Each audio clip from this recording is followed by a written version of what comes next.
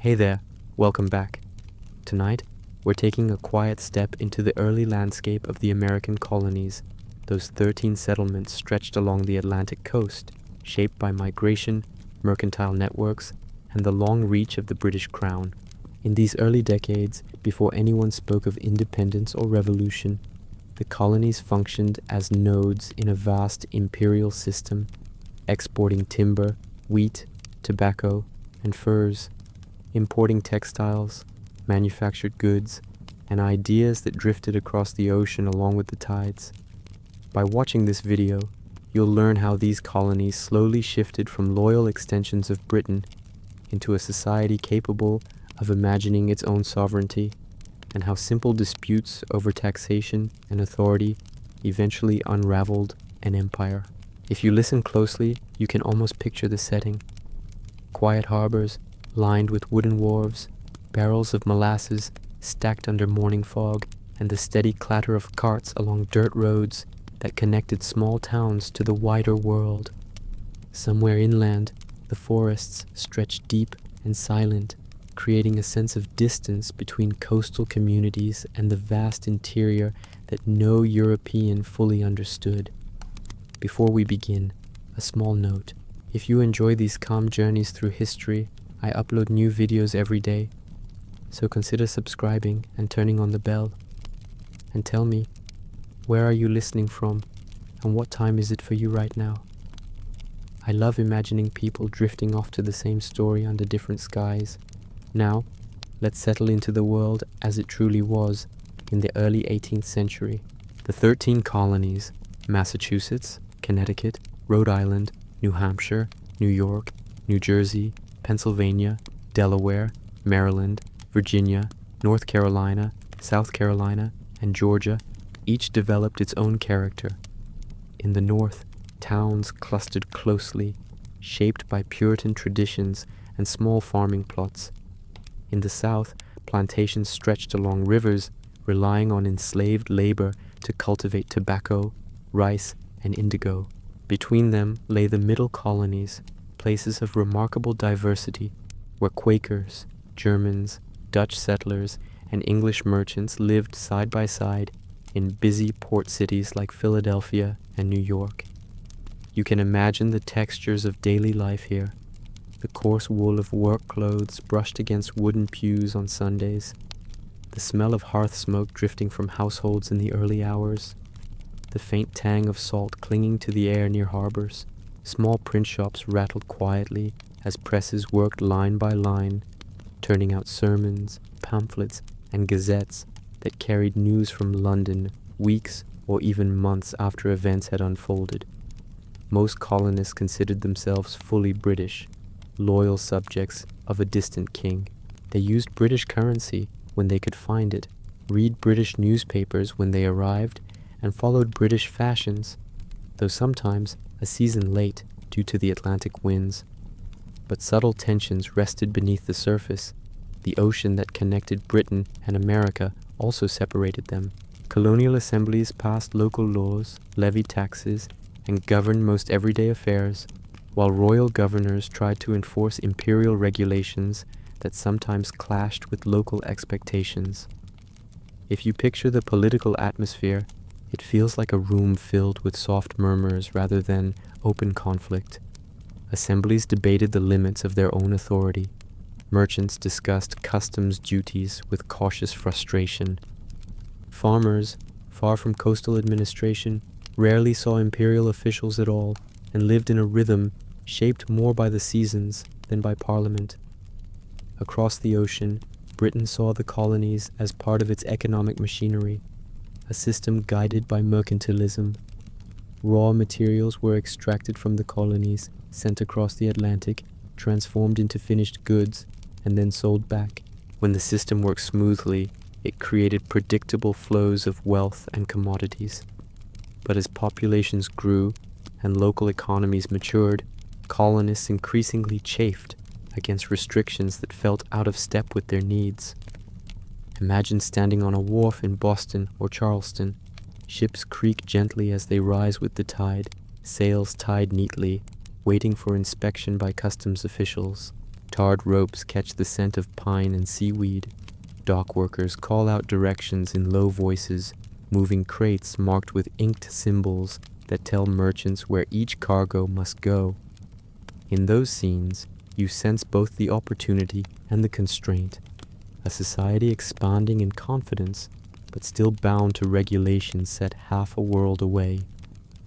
Meanwhile, the Enlightenment drifted through the colonies in quiet, incremental waves. Books by Locke, Montesquieu, and other thinkers circulated through educated circles. Coffee houses and taverns, warm and dimly lit, became places for debate on natural rights, consent of the governed, and the structure of political authority. These conversations weren't revolutionary at first. They were reflections, gentle, speculative thoughts about the balance between power and liberty. But history often begins in murmurs. As we follow the sensory threads of this early world, you may feel the contrast between stillness and tension. In rural settlements, the gentle sound of wind passing over fields mixed with the rhythm of hand tools striking soil. In towns, the ring of a blacksmith's hammer echoed against timber frames. Across the landscape, lantern light softened the rough edges of evening as families gathered inside homes built from clapboard and brick. Yet underneath those ordinary routines lay a growing awareness that the colonies were changing.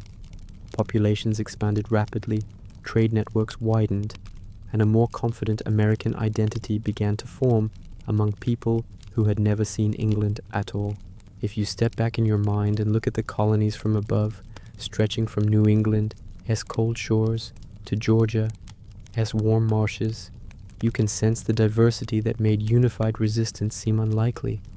Different climates, different economies, different faiths, and different local interests shaped each region, and yet, threads of shared experience, British law, Atlantic commerce, and the simple fact of living at the edge of a vast continent slowly tied them together. This is the quiet world from which the revolution would eventually rise.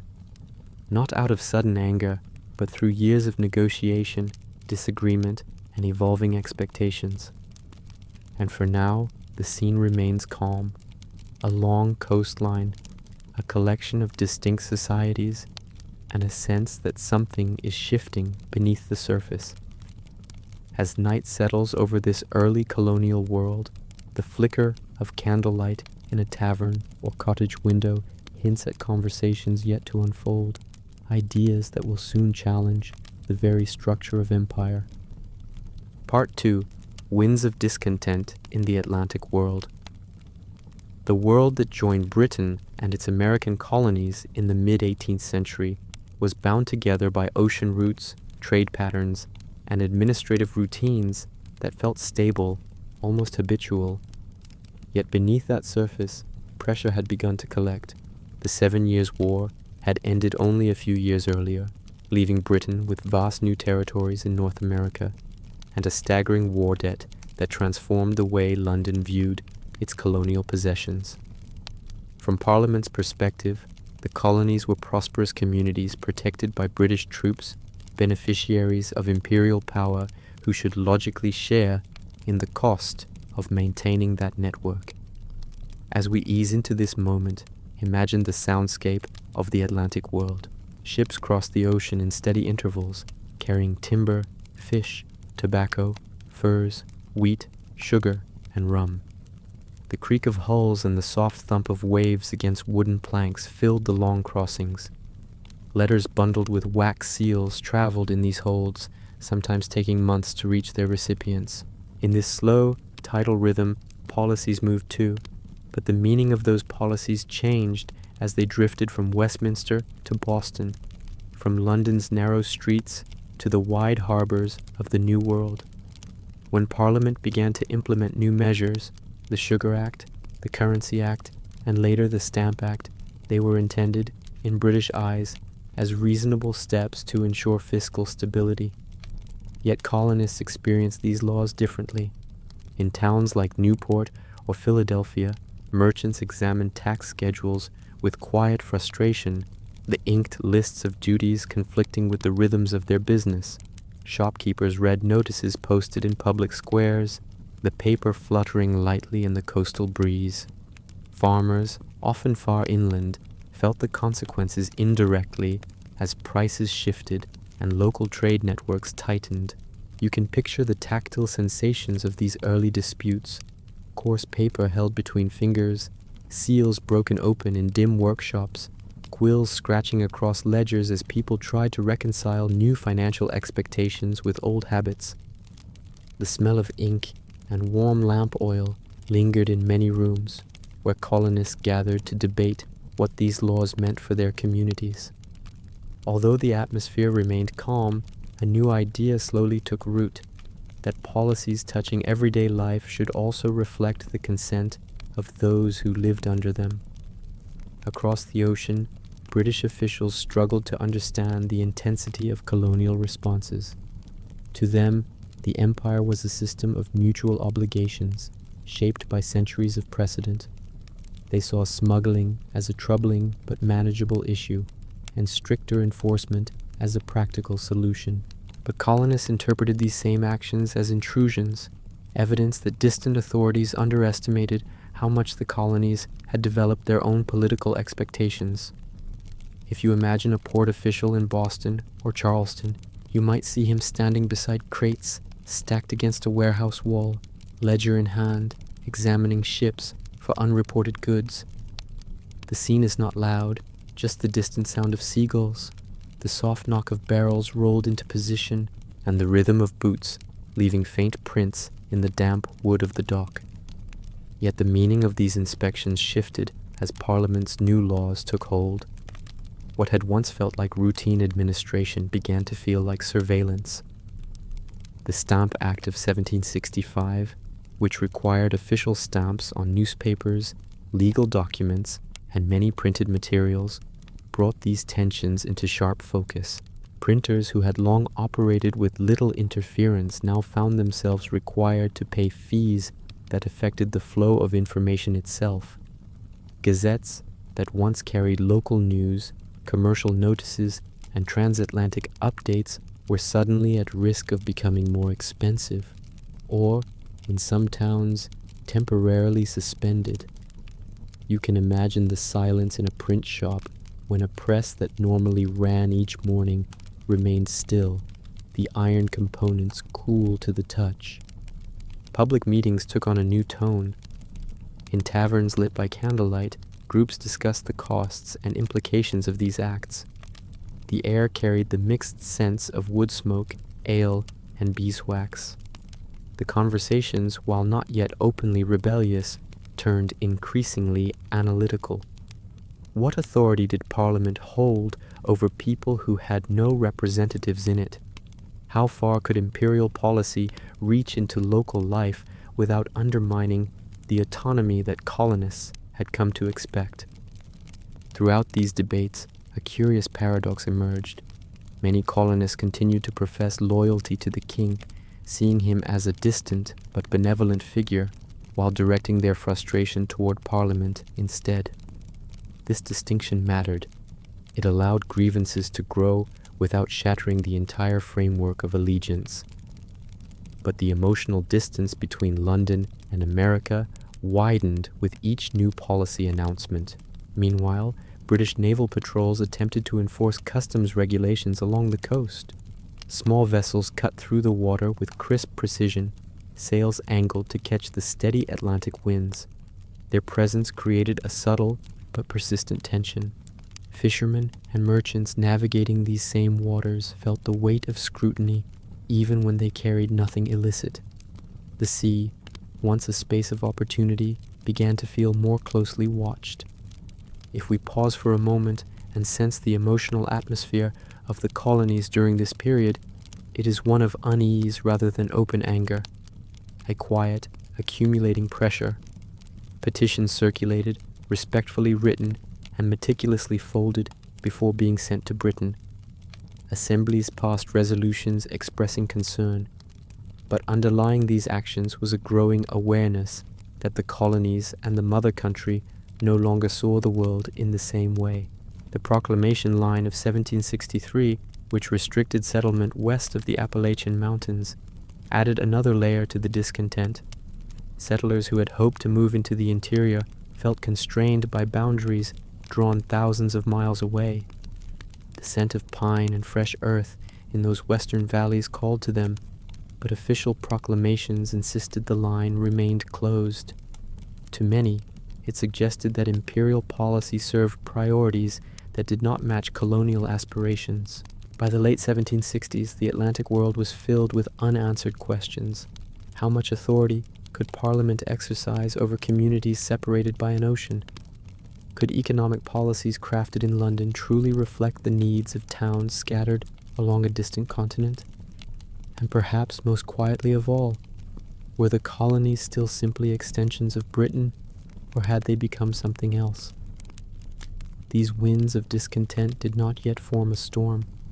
They moved softly through ports, marketplaces, and assembly halls, carrying the scent of change, subtle as the salt-laden breeze that drifted inland each evening. But each new policy, each enforcement measure, each conversation in a crowded tavern or quiet workshop slowly reshaped the way colonists viewed their place in the empire. The revolution was not inevitable. It began here, in this gentle but persistent shift of perspective, where ordinary people started to question the foundations of authority that had once seemed unshakable. Part 3, Sparks Along the Harbor Streets. In the early 1770s, the harbors of Boston, New York, and other coastal towns were busy yet uneasy places.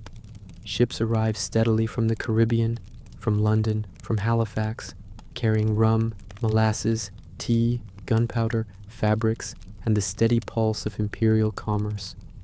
But beneath the everyday motion of barrels rolling across wooden docks and sailors coiling ropes along the decks, the tone of these towns had changed.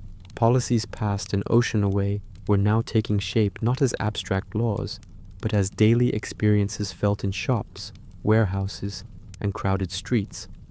Boston, especially, became the center of this gathering tension. The town's narrow lanes carried the mingled scents of salt water, tar, and smoke drifting from chimneys. The texture of its life was dense, merchants haggling at storefronts, apprentices moving briskly with parcels under their arms, and at the edges of the harbor, clusters of small boats rising with the tide. Yet conversations in these same streets began turning increasingly toward imperial authority, and the question of how far London intended to push its new regulations. When the townshend duties were introduced, placing taxes on goods such as glass, paper, and tea, the economic impact rippled quickly. Merchants felt the pressure first. In counting rooms lit by afternoon haze, they opened crates with measured care, knowing inspectors might arrive at any moment to examine inventories. On their desks lay ledgers marked with precise ink strokes, numbers tracking goods that now bore new financial obligations. Each calculation, each page turned, carried the subtle weight of policies that the colonies had no voice in shaping. In homes throughout Boston, families read imported newspapers that described Britain's firm stance on taxation. The paper felt slightly rough between their fingers, its scent a mix of ink and ocean travel. And though the printed words were formal and carefully phrased, their meaning unsettled many who believed local assemblies should hold authority over domestic taxation. This belief wasn't yet framed as rebellion. It was an expectation formed over decades of relative autonomy. As enforcement increased, officials seized smuggled goods more aggressively. Ships suspected of bypassing duties were boarded, their hulls inspected under lantern light. You can imagine the scene: the gentle lapping of water against the pier, the scrape of boots on damp wood, and the slow, methodical motions of officers lifting lids, checking manifests, and questioning crewmen whose faces revealed a mixture of fatigue and wariness. These inspections were not violent, but they altered the atmosphere of the harbor, making each arrival and departure feel monitored. In 1770, these rising tensions found a tragic focal point. A confrontation between townspeople and British soldiers escalated on a cold March evening when snow mixed with mud beneath the boots of a crowd gathered near the customs house. Voices rose sharply, carrying through the crisp air. The soldiers, positioned in a tight formation, tried to hold their ground. Then, amid confusion and shouts, gunfire broke the stillness. When silence finally settled again, several colonists lay wounded or dead. The Boston Massacre, as it soon came to be called, spread across the colonies through printed engravings and accounts that circulated in taverns and parlors. People examined these images carefully, their fingers brushing the etched lines that depicted the scene. Many felt a quiet unease growing within them, a sense that imperial authority, once trusted, now seemed unpredictable. Even those who wished to avoid conflict sensed that something fundamental had shifted. Still, daily life continued. Ships continued to unload cargo. Markets bustled. Children played in alleyways. And yet, conversations no longer avoided the question of imperial overreach. In the evenings, warm taverns filled with low voices debating rights, responsibilities, and the nature of representation. Tankards slid across wooden tables, leaving faint circles in their wake. Candle flames flickered gently, casting soft shadows that swayed with each movement. Then came the matter of tea. The Tea Act of 1773 was intended to stabilize the failing East India Company by allowing it to sell tea directly to the colonies at a reduced price, tax included. To British officials, it was a practical measure, but to many colonists, it felt like a strategic move to enforce Parliament's right to tax. Even if the tea was cheaper, accepting it meant accepting the principle behind it. Boston became the stage on which this principle was confronted. The arrival of tea ships filled the harbor with attention. The vessels rested quietly at their moorings, their hulls reflecting the cold ripples of the bay. Crowds gathered along the waterfront, their breath rising in pale wisps as they debated what should be done. Town meetings grew crowded as speakers urged resistance. On a December night, a group of colonists disguised themselves in rough, hastily arranged clothing. Anonymity chosen not for theatrics, but for protection. They boarded the ships and methodically opened chests of tea, spilling their contents into the dark water below. You can picture the slow fall of leaves as they drifted from the wooden crates into the harbor, spreading faint, earthy scents into the cold air. The action was deliberate and strangely quiet, except for the soft thud of tools and the murmuring of the tide. The aftermath was immediate. Britain, viewing the destruction of property as intolerable defiance, issued the coercive acts, closing Boston's port, restricting town meetings, and placing Massachusetts under tighter control. For colonists, the port closure meant more than economic strain. It symbolized the loss of local autonomy. The familiar sounds of ships coming and going diminished. Wharves that once echoed with steady labor grew unusually still. These intolerable acts, as many came to call them, pushed the colonies toward unity. Sympathy flowed from towns far beyond Boston. Supplies were collected and sent to Massachusetts in quiet displays of solidarity. Letters passed between assemblies in different colonies, each one an acknowledgement that Britain's policies no longer targeted isolated misbehavior, they shaped an entire region's destiny. By the early 1770s, the streets of colonial harbors felt different. There was still trade, still the movement of goods, still the routines of everyday life. But the atmosphere had gained a new texture, a sense of shared uncertainty, a recognition that local decisions and imperial directives were now on a collision course. The sparks along these harbor streets had not yet formed a flame, but they illuminated the fragile structure of the imperial relationship, with a clarity that could no longer be ignored. As dusk settled over Boston's rooftops or Charleston's busy wharves, lanterns glowed softly in the windows of meeting houses and taverns, and within those rooms, in calm yet determined tones, people spoke of rights, of representation, and of the possibility, still distant, still scarcely imaginable, that things might never return to the way they once were. Part 4. The Gathering of Voices and the Continental Mind. By the spring of 1774, the colonies had entered a new phase of reflection, quiet, deliberate, and increasingly coordinated. The coercive acts imposed in response to the Boston Tea Party reached far beyond Massachusetts. They signaled a shift in imperial policy. Parliament was willing to restrict local governance and commerce to reassert authority. The other colonies watched closely. Some feared similar measures might soon reach their own shores. Others felt an obligation to support a fellow colony in distress.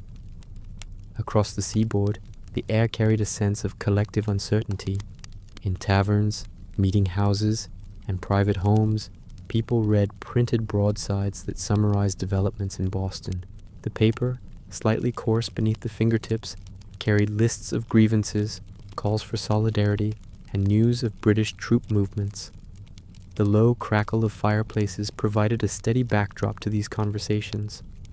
Merchants considered how a closed port in Massachusetts might alter trade routes. Farmers questioned how far imperial power could reach into daily life. Lawyers examined the legal implications of suspended town meetings. The colony-by-colony rhythm of political life began, for the first time, to move toward a shared pulse. As these discussions deepened, the idea of a continental gathering, representatives from each colony meeting to coordinate responses, took shape. The notion itself was remarkable. The colonies had different religions, economies, laws, and climates. Some relied on enslaved labor, others depended on trade or small farming, and yet the experience of imperial pressure gave them a new common ground. The decision to convene the First Continental Congress in Philadelphia became a milestone, not of rebellion, but of collective reflection. Philadelphia, at the time, was one of the most thriving cities in North America. Its broad streets and brick buildings created a distinct urban texture, the scent of bread drifting from bakeries mixed with the sharper smells of leather workshops and the earthy tones of horse stables. When delegates arrived in 1774, they came by carriage, horseback, and coastal vessels, each carrying letters of instruction from their home assemblies. The city's quiet inns and boarding houses filled with conversations spoken in gentle, measured tones, discussions about constitutional rights, imperial power, and colonial unity. Inside the meeting hall where Congress gathered, the air was warm and still. Wooden benches creaked softly as delegates settled into place. Quills scratched across parchment as secretaries recorded motions. The thick scent of ink mingled with dust rising from the floorboards. These men, lawyers, merchants, planters, and ministers, did not enter the room intending to sever ties with Britain. Most hoped for reconciliation, but they also believed that the colonies had rights that deserved recognition. The debates were thoughtful rather than heated, shaped by a desire to articulate principles clearly and calmly. One group argued that Parliament had no authority to legislate for the colonies at all. Others argued for a distinction between internal and external taxes. Some pointed to the colonial charters, the documents that had defined political expectations for generations. The resulting agreements were carefully crafted, blending respect for the crown with firm statements about local autonomy. Imagine the sensory details of these meetings. The feel of polished wooden rails under the delegates, hands the muted shuffle of papers being repositioned on desks, the small drafts of air that drifted through cracked windows, carrying the faint smells of horses from the street below. These moments formed the texture of decision-making, quiet yet consequential. Outside the meeting hall, Philadelphia's residents followed developments closely. Taverns filled with discussion.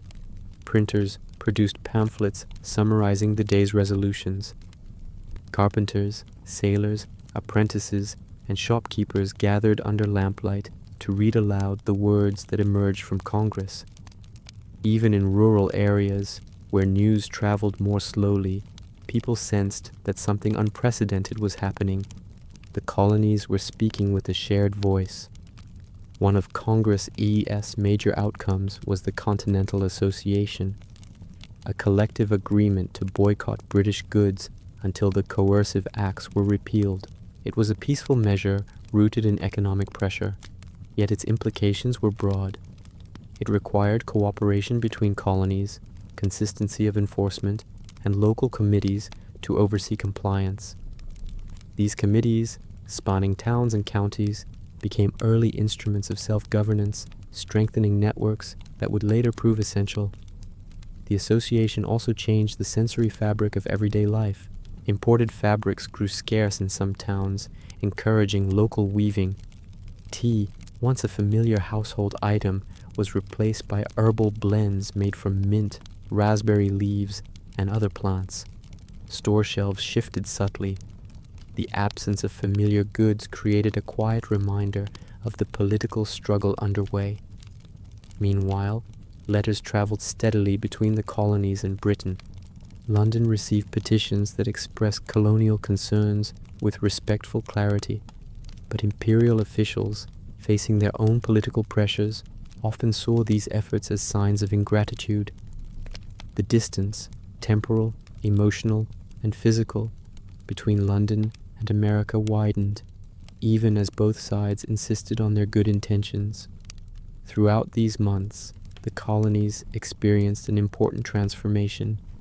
They learned to consult one another, to negotiate shared principles, and to coordinate responses. The idea of America as a collective entity, still fragile, still undefined, began to take shape in these deliberations. It emerged not through dramatic declarations, but through the quiet work of committees, meetings, and correspondence. By early 1775, the Continental Congress had adjourned, but the networks it created remained active. Towns and counties continued to discuss imperial policy. Militias increased training. Newspapers printed essays exploring the nature of governance with greater frequency. And yet, the desire for peace still held. Many colonists, even those critical of Parliament, hoped the situation could be resolved without further escalation. But history often moves by increments, each step seeming small until enough of them are taken that the landscape changes entirely. In these quiet months of political coordination, the colonies built a framework that would soon carry them through conflict. The gathering of voices had begun, and the continental mind, once scattered across distant shores, was slowly finding coherence. As evening settled over Philadelphia, lanterns glowed gently in the windows of the hall where Congress had met. The city exhaled, unaware that the decisions made within those walls would shape the next steps of a story that was quietly advancing toward confrontation. Part 5. Night Fires at Lexington and Concord. In the early months of 1775, tension across Massachusetts hung like a low mist, always present, never fully lifted. Committees of correspondence exchanged letters daily, militias drilled in open fields, and British forces stationed in Boston watched the countryside with increasing vigilance, yet daily life continued in its familiar rhythm. Farmers tended livestock, blacksmiths shaped iron at their forges, and the soft clatter of carts moved along rutted roads. Beneath these ordinary sounds, however, lay a quiet awareness that the fragile balance between the colonies and the crown was nearing a breaking point. General Thomas Gage, tasked with enforcing British authority in Massachusetts, received intelligence that colonial militias were stockpiling powder and weapons in nearby towns. From his perspective, retrieving these supplies was a preventative measure, an attempt to avoid open conflict. But to the colonists, such an action represented intrusion into local autonomy. The two perspectives moved on parallel paths, shaped by distance and differing assumptions. Imagine the nights leading up to the first clash. In Boston, the glow of lanterns along the waterfront reflected off calm waters, and British soldiers moved through narrow streets, their boots striking softly against worn stone. In nearby villages, the sounds were gentler, the call of night birds, the faint creak of wooden shutters, and the murmur of families sharing news read from crumpled broadsides. The smell of wood smoke drifted from hearths into the crisp air, blending with the damp scent of earth awakening from winter. On April 18th, 1775, word began to circulate quietly that British troops were preparing to march toward Concord. Messengers moved swiftly across the countryside. Horses trotted along moonlit roads, their hooves muffled by early spring mud. Riders alerted local leaders with brief phrases spoken in low, urgent tones. In homes scattered across the region, candles were lit, and men rose from their beds to gather muskets and powder horns. These were not professional soldiers, but neighbors, farmers, artisans, and tradesmen drawn together by a sense of shared responsibility. If you picture Lexington that night, it feels still and cool. The small green at the center of the village rested under a pale sky. The houses nearby, wooden, modest, held families who listened intently for distant hoofbeats or voices. When Captain John Parker mustered his militia, the men gathered quietly, forming a loose line on the green. Their breath rose faintly in the air as they waited, hands tightening around wooden stalks worn smooth from years of handling. British troops approached in disciplined formation. The rhythmic cadence of their march contrasted sharply with the village's soft nighttime sounds. Lanterns cast narrow beams of light on their red coats, and the metallic clink of bayonets broke the silence. When they reached the green, both sides hesitated. The distance between them was small, yet filled with uncertainty. Neither side came intending to spark open war, yet the tension in the moment made restraint fragile. Accounts of what happened next vary, as moments of confusion often do. A shot rang out, its origin unclear, and in the sudden burst of sound, the stillness shattered. British troops returned fire. Smoke drifted across the green, carrying the bitter scent of spent powder. When the echoes faded, several colonists lay wounded or dead. The British marched on, but the atmosphere had changed irrevocably. The first violence of the Revolution had taken place not in a grand battle, but in a small village under early morning light. As the British continued toward Concord, the countryside awakened. Church bells rang, calling militias to action. The metallic ring carried through open fields and along riverbanks, echoing across the landscape. Farmers left plows in their furrows. Apprentices abandoned workshops. Men who had been quietly preparing for months now gathered in organized lines. The sounds of preparation, ramrods sliding into barrels, whispered instructions, the shifting of leather straps, filled the air. At Northbridge, outside Concord, militiamen encountered British troops guarding the area. Unlike the hesitant standoff at Lexington, this confrontation unfolded with clear intent. The colonists, seeing smoke rising from the center of Concord, feared the town was being destroyed. They advanced steadily. The bridge creaked beneath their feet as they moved forward, and when the British fired, the colonists returned fire with unexpected discipline. The clash was brief but decisive. The British fell back, surprised by the intensity of the resistance. The march back to Boston became a long, difficult withdrawal. The roads were lined with stone walls, fences, and wooded areas that provided cover for colonial militias. Shots came from unexpected angles. The British maintained formation, but fatigue and confusion set in as the miles stretched on. You can imagine the afternoon light falling across the fields, glinting off metal, and casting long shadows that shifted with every movement. The scent of trampled grass mixed with smoke drifting from scattered skirmishes. For the colonists along the route, the day was filled with steady, determined action. They moved from position to position, their footsteps quick on dirt paths. Some reloaded behind stone walls warmed by the sun, the rough surfaces pressing into their palms. Others exchanged brief, urgent words before firing again. Though many had little formal military training, they knew the terrain intimately, and their collective effort grew stronger as the British neared exhaustion. By evening, when the British finally reached the safety of Boston, both sides understood that the world had changed. The colonies were no longer merely debating rights and petitions. They had entered a state of open conflict. Yet even amid this realization, the atmosphere carried a sense of quiet gravity rather than triumph. For many colonists, the cost of war, its uncertainty, its hardship, its irreversible nature, had only just begun to reveal itself. As night fell across Massachusetts, campfires glowed softly in fields where militias gathered, sharing food, water, and stories of the day's events. The flames cast warm light on faces still tense with adrenaline, but also reflective. In Boston, lanterns flickered behind shuttered windows as British officers assessed their losses. The air held the faint smell of gunpowder, mingling with the earthy notes of freshly disturbed soil. The fires at Lexington and Concord had illuminated more than fields and roads.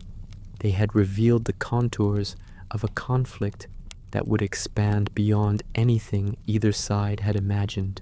And as the quiet of night settled once more, the colonies found themselves standing at the threshold of a struggle that would reshape their understanding of duty, identity, and the meaning of freedom. Part 6. Siege Lines Around Boston. In the weeks after Lexington and Concord, the world around Boston shifted into a tense, suspended state. British troops held the city, fortified behind lines that faced outward toward the surrounding hills and farmland. Outside those lines, thousands of colonial militiamen gathered from Massachusetts, Connecticut, New Hampshire, and Rhode Island.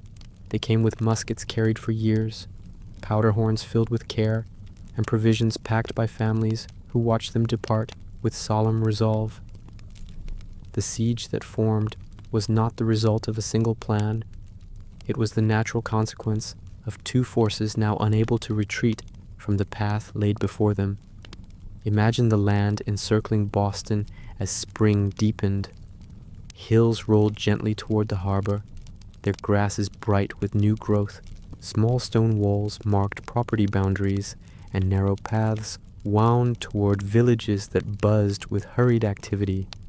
Tents appeared across open fields, their canvas stretching and settling with the breeze. At dawn, the smell of wood smoke drifted above the encampments as men boiled whatever breakfast they could manage. The sounds were rhythmic, the scrape of pots, the thud of split logs, the faint clatter of equipment being readied for another day. Inside Boston, the atmosphere felt heavier. British troops moved in disciplined patterns through streets that had grown quieter since civilians began leaving the city. Storefronts once lively with trade displayed fewer goods. Ships remained idle in the harbor, their masts rising like still silhouettes against the morning sky. Officers gathered in dimly lit rooms to discuss shortages of firewood and fresh provisions. The isolation imposed by the siege created a palpable weight, one that settled in the air as thickly as the scent of tar from the waterfront. Colonial leadership soon realized the need for unified command. Delegates meeting in Philadelphia appointed George Washington as Commander-in-Chief of the Continental Army. When Washington arrived in Cambridge in July 1775, the encamped militias took him in with both curiosity and relief. He cut a striking figure, tall, composed, wearing the blue and buff uniform he had chosen as a symbol of continental service. His presence brought structure to a force that had grown rapidly but lacked cohesion. Under Washington's direction, the colonists began transforming their scattered positions into a more organized siege. Earthworks rose along the hillsides, lines of dirt and timber shaped by shovels, picks, and sweat. You can picture the texture of these defenses: rough soil packed firmly, wooden stakes hammered into place, the smell of fresh earth mingling with pine as men cut logs for reinforcement. The work was constant, carried out under sun and rain alike, each step reinforced by the knowledge that British forces watched from the other side. One of the earliest significant clashes during the siege was the Battle of Bunker Hill, fought in June before Washington's arrival. Though commonly associated with Bunker Hill, much of the fighting occurred on nearby Breed's Hill. Under a bright sky, colonial forces hastily built fortifications during the night. When British troops advanced the next day, their redcoats moved in disciplined columns across open ground. The colonists, waiting behind their earthen walls, held their fire until the British drew close. The first volleys thundered across the hillside, echoing down to the harbor. Smoke drifted in slow, swirling lines as the British regrouped and advanced again. The colonists eventually withdrew, their ammunition spent, but the battle carried symbolic weight. British casualties were heavy, far greater than anticipated. The colonists felt a quiet, sober confidence, not triumph, but a recognition that they could stand against professional troops. The scent of trampled grass, burnt powder, and upturned soil lingered long after the fighting ceased. Throughout the siege, daily life settled into a demanding rhythm. Colonists dug trenches, repaired fortifications, and stood watch at night, while lanterns flickered gently beside them. The air in those hours felt cool and still, broken only by the distant call of night insects or the occasional murmur of men sharing whispered thoughts. Inside Boston, British soldiers faced their own challenges. Rations dwindled, buildings grew drafty, and illness spread through crowded quarters. Civilians who remained lived with shortages and uncertainty, hearing rumors that drifted through the city like quiet currents. Washington sought a decisive advantage. When word reached him that artillery captured from Fort Ticonderoga could be brought to Boston, he approved a daring plan. Colonel Henry Knox undertook the task of transporting dozens of heavy cannon over hundreds of miles of icy terrain. Picture the journey: sleds groaning under their weight, oxen straining against harnesses, the sound of metal scraping as the cannon shifted with each jolt.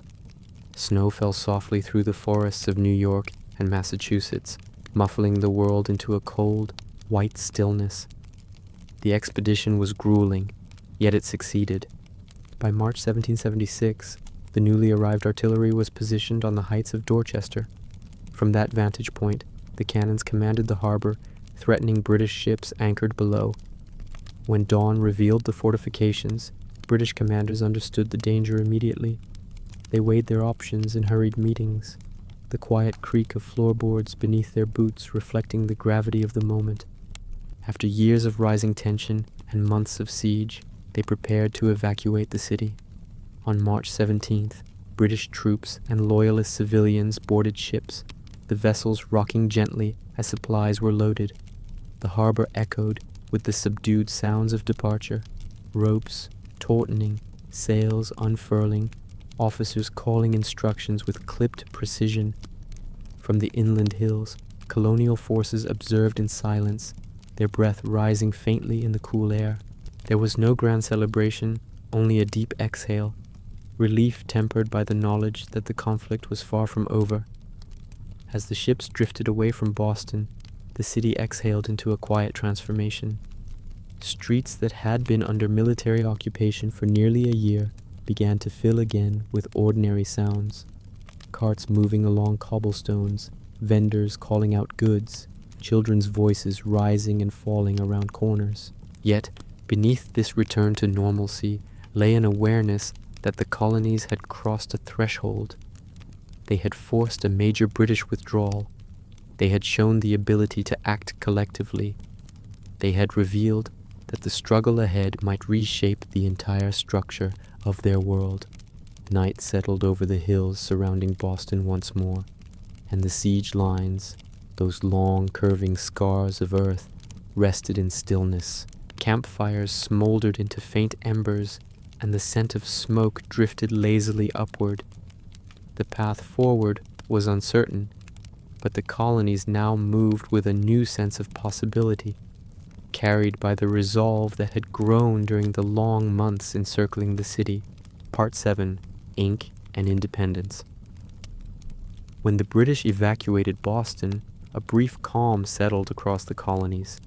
But it was a calm filled with questions. The siege had shown that coordinated resistance was possible, yet no one knew what form the future should take. The Continental Army remained in the field, militias stayed mobilized, and letters passed constantly between towns, assemblies, and the Second Continental Congress in Philadelphia.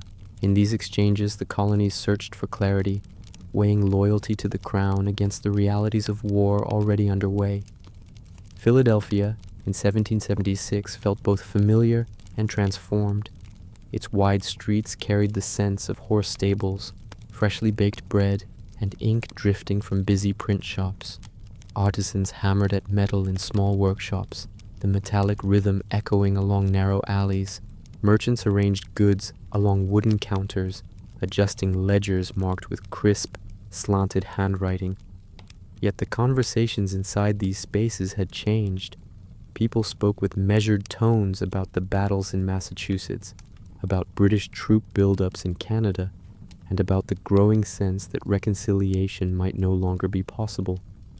Inside the halls where Congress met, delegates gathered under high ceilings that caught the soft morning light. Quills rested on desks beside careful stacks of parchment. Some representatives still hoped for negotiation, believing the empire could be reformed without severing ties. Others argued that the colonies had already crossed a threshold. British authority had been rejected on the battlefield, and any future under imperial rule would require submission the colonies could no longer accept. The air in the room felt heavy with the significance of each word spoken, as though the walls themselves absorbed the tension. In January 1776, a pamphlet appeared that reshaped these discussions profoundly. Written by Thomas Paine, Common Sense presented a clear, forceful argument for independence. Although the tone was far sharper than the quiet approach of Congress, its impact spread quickly.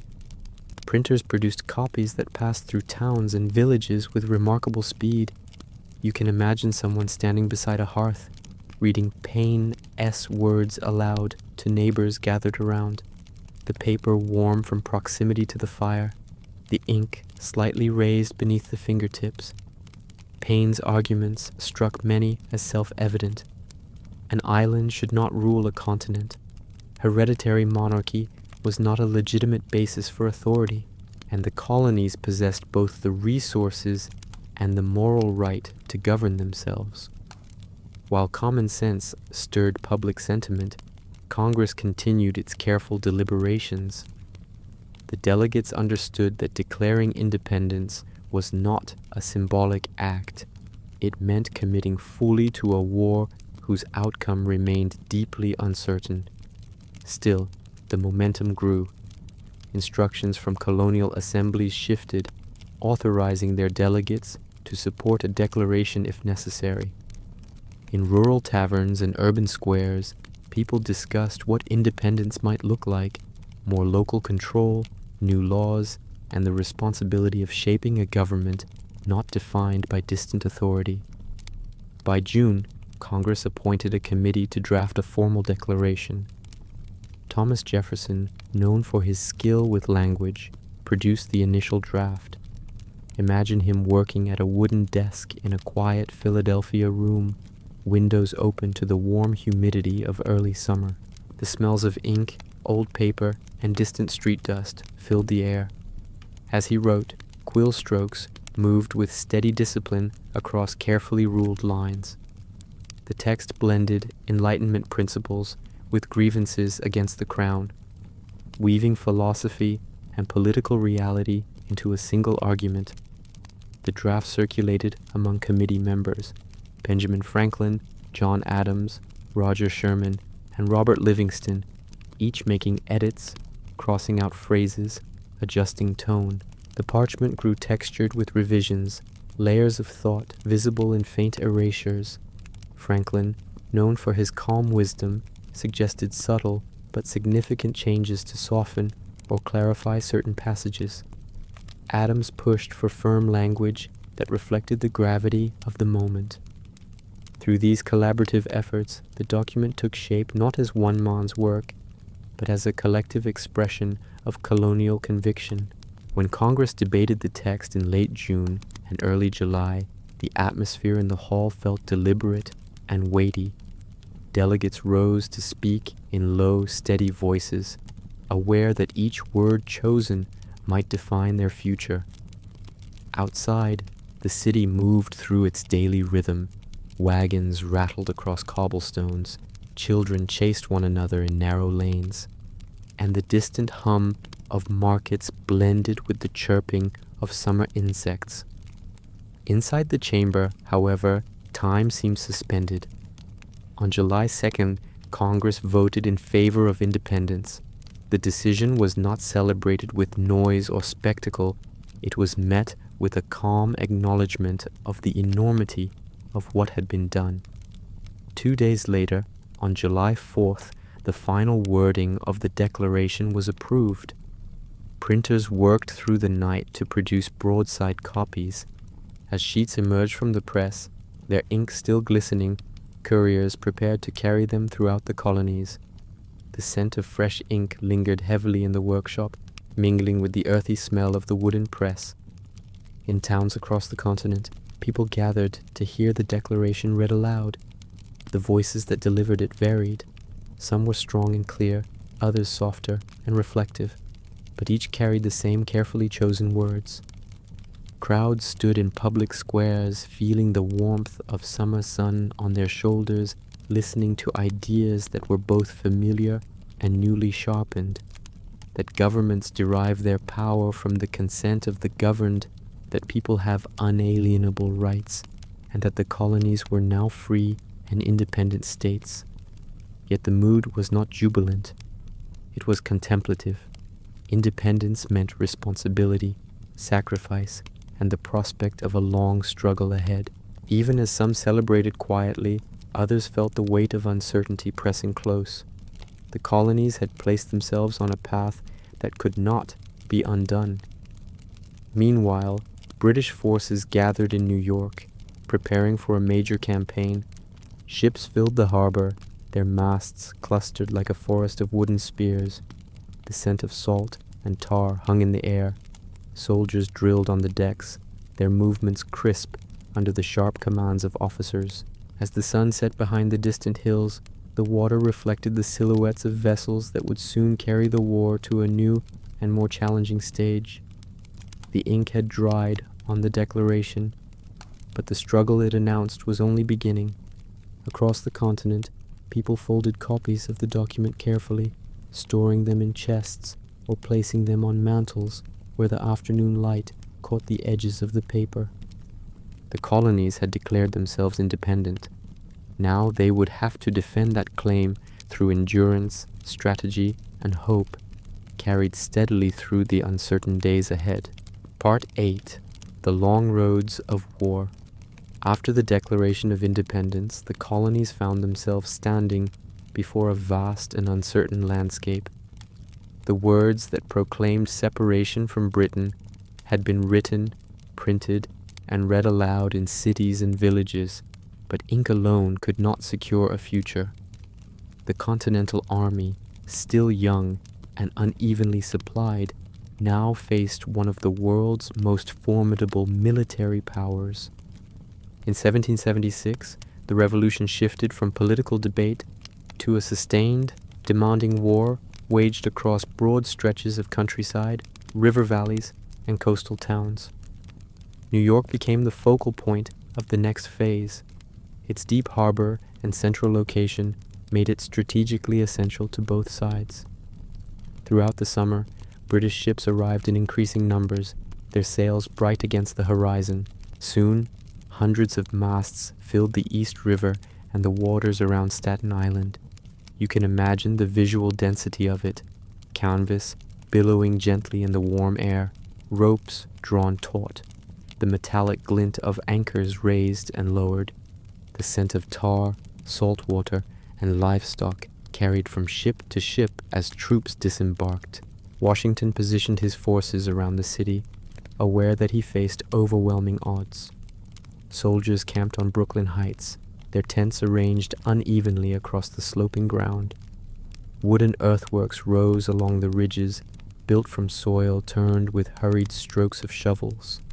The humid air of late August hung heavily over the encampments, carrying the faint smell of marsh grass from the nearby lowlands.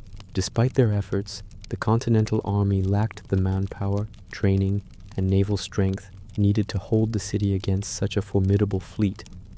When the British attacked on Long Island, their movements were swift and well coordinated. Fog drifted across the fields in the early hours, blurring the lines of advancing troops. The sound of musket fire cracked sharply through the haze, followed by the deeper thunder of artillery. Colonial lines faltered under the pressure. The ground trembled slightly beneath repeated volleys, and the smell of burnt powder thickened in the air. Washington, seeing the danger, ordered a retreat to Brooklyn Heights, where his army gathered behind fortified positions. The night that followed became one of the war's quiet miracles. Knowing the British fleet could trap his forces, Washington planned a withdrawal across the East River. Under the cover of darkness and a gentle wind, flat-bottomed boats ferried soldiers, horses, and equipment to Manhattan. The oars dipped into the water with soft, rhythmic motions, their sounds swallowed by the night. A heavy fog descended unexpectedly, shielding the operation from British detection. By dawn, the entire army had slipped away, leaving empty fortifications behind. The city would soon fall, but the army survived. For the next several months, Washington's forces moved steadily southward through New Jersey, pursued by British troops. Villages along the route watched columns of soldiers pass, redcoats in tight formation, followed at a distance by weary Continental units whose clothing was already fraying at the edges. The roads were lined with bare trees as autumn deepened. The air carried the scent of damp earth and fallen leaves, punctuated occasionally by the distant sound of drums or the soft jingle of harness buckles. Morale dipped, supplies ran short, enlistments neared expiration, yet the war continued, shaped by moments of resolve and improvisation. In December 1776, Washington made a bold decision to strike back. His plan depended on crossing the icy Delaware River and surprising the Hessian garrison at Trenton. On that frigid night, sleet drifted sideways, touching the surface of the river and dissolving silently. Soldiers pushed boats through floating ice, their hands numb beneath stiff gloves. The smell of wet wool and river mud clung to everything. Despite the cold and difficulty, the army reached the opposite shore by dawn. The attack that followed was brief and effective. The Hessians, caught unprepared, surrendered quickly. The streets of Trenton, normally quiet in the early hours, filled with the sounds of shouted orders, hurried footsteps, and the clatter of captured equipment. The air carried a sharper scent of gunpowder mixed with the bitterness of winter. For the Continental Army, the victory provided not just material gains, but a renewed sense of possibility. Washington pressed further, winning another engagement at Princeton. These successes altered the emotional terrain of the war. Soldiers and civilians alike sensed that endurance might overcome superiority in numbers. The winter months that followed carried a different tone than the one before, still cold, still harsh, but infused with a faint thread of optimism. Meanwhile, the broader geography of the conflict became clearer. The war moved not as a single line, but as a collection of shifting fronts. In New England, militias guarded coastal towns. In the middle colonies, armies maneuvered through farmland and across wide rivers. In the South, tensions simmered quietly, preparing the ground for future campaigns. Each region developed its own rhythm of fear, preparation, and resilience. The roads of war were long, often muddy, and always uncertain. Soldiers felt the weight of their muskets against their shoulders hour after hour. The coarse fabric of their coats chafed against their skin. Meals were simple: salt pork, hard bread, whatever could be obtained from supply lines or sympathetic farms. At night, campfires flickered beneath star-filled skies, the flames casting uneven light on faces creased with fatigue. Yet men talked softly of home, of hopes for the new nation, and of the quiet belief that continued struggle might shape a different future. By late 1777, the war's direction remained unclear, but the colonies had endured a year of sweeping change. They had declared independence, fought battles across multiple fronts, and begun to imagine themselves as a collective people rather than separate provinces.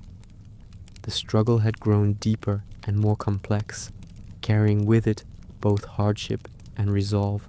As evening settled across the wartime landscape, a soft wind moved through the trees, along the roads where armies had marched.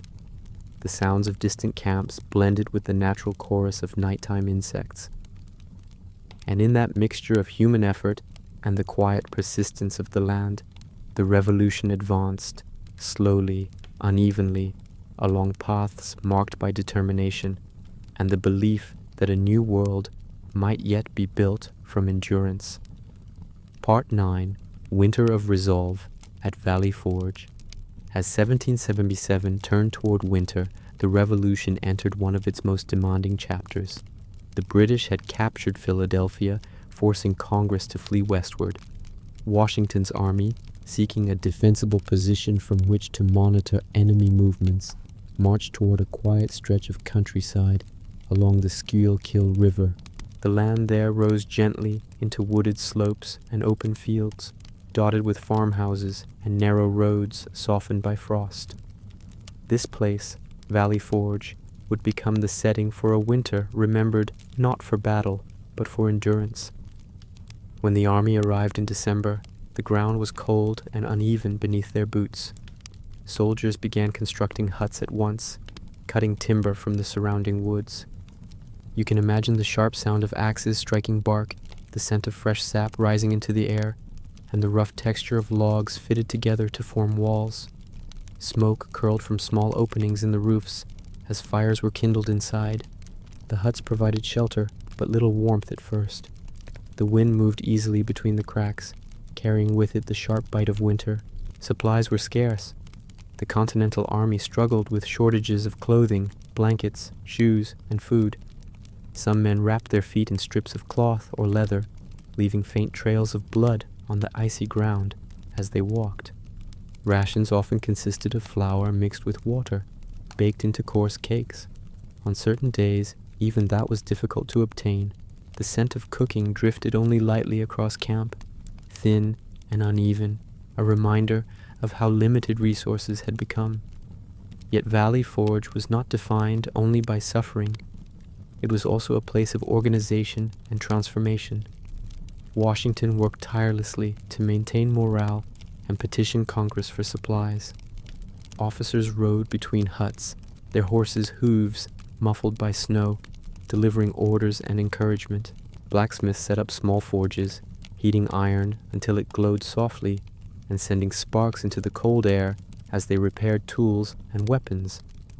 The steady ring of hammer against metal added a quiet rhythm to camp life. Amid these conditions arrived a Prussian officer named Baron Friedrich von Steuben, fluent in the language of military discipline and drill. Though not in English, he brought a methodical structure that the army desperately needed.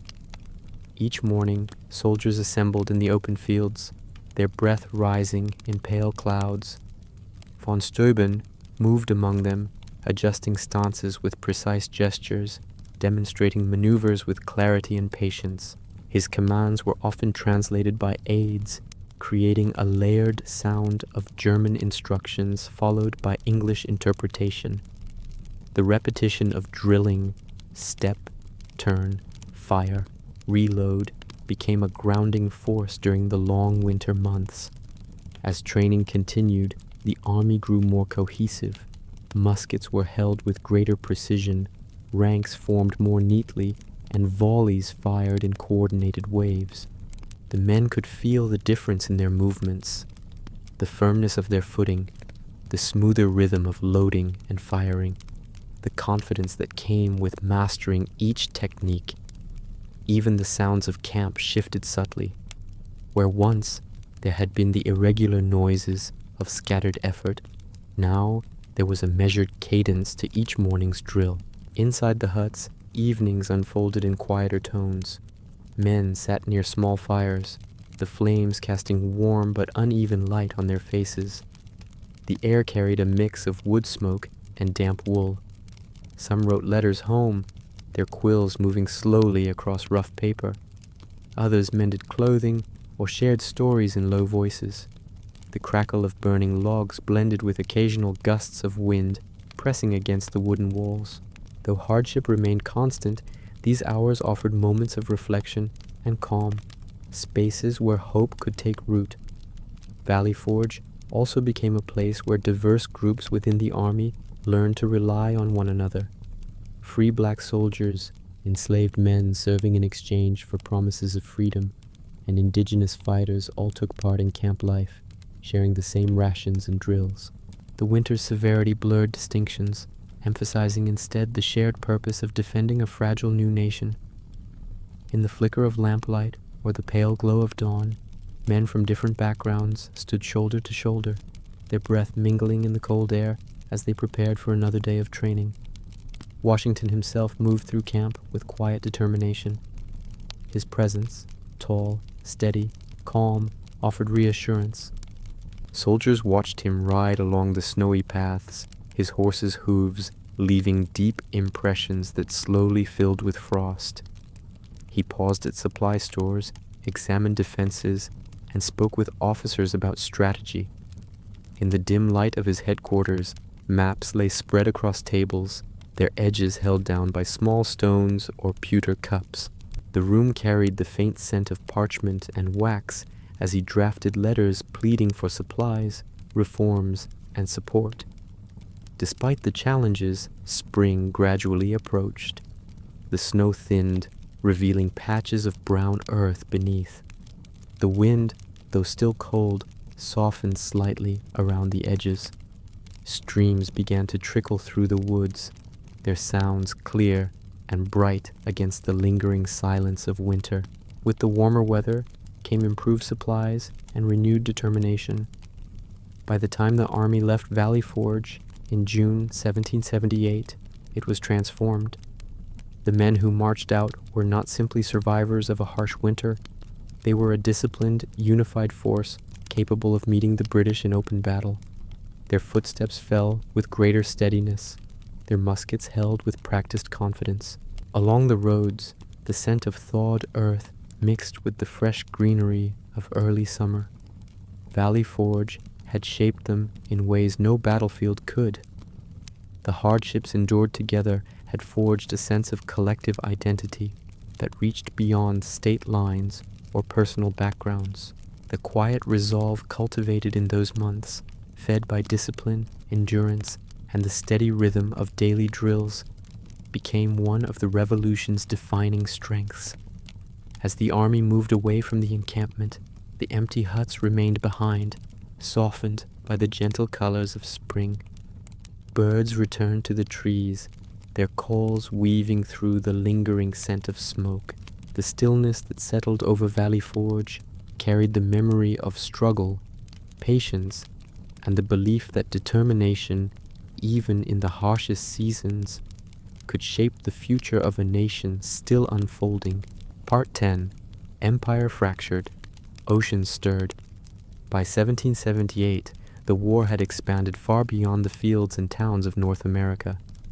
What began as a struggle between Britain and its colonies now drew the attention of Europe, reshaping the conflict into a global contest for influence and power. Diplomats traveled between capitals, fleets maneuvered across distant seas, and the political landscape shifted in ways that reverberated through the colonies like a subtle but persistent tide. The revolution had grown into something larger than either side had anticipated. The turning point came after the American victory at Saratoga. News of Burgoyne's surrender traveled slowly but steadily across the Atlantic, carried by ships whose sails caught the steady winter winds. When the message reached France, it stirred the court with possibility. French leaders, long rivals of Britain and still recovering from losses in the 7 Years' War, saw an opportunity to weaken their old adversary. Yet their decision was not quick or impulsive. Diplomats weighed the risks carefully, studying maps, supply routes, and reports from American envoys. In the dim halls of Versailles, where candlelight glowed against polished mirrors, agreements took form.